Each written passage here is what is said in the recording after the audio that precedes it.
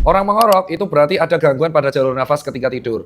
Bisa diakibatkan lemak yang berlebihan pada leher dan bisa diakibatkan posisi tidur yang salah sehingga lidah menutupi jalur nafas. Jadi buat teman-teman yang ingin memperbaiki atau mengurangi intensitas ngoroknya, yang pertama pola makan yang sehat sehingga berat badannya itu stabil dan lemak di leher ini kurang. Dan yang kedua olahraga yang proper, terutama melatih otot leher dan melatih otot punggung kayak leher betonnya Mike Tyson.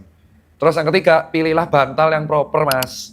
Ini loh, ini dari kemarin dibuat bercandaan. Emang sengaruh itu ya bantal yang proper, beneran. Bantal yang proper itu akan meningkatkan kualitas tidur Anda dan akan meningkatkan posisi tidur Anda di posisi yang benar. Gitu loh. Maksudnya posisi tidur yang benar adalah anatomis. Tidak terlalu dangak, tidak terlalu gini loh. Otomatis kalau posisi tidurnya maksimal, Anda akan mendapatkan kualitas tidur yang proper juga gitu loh.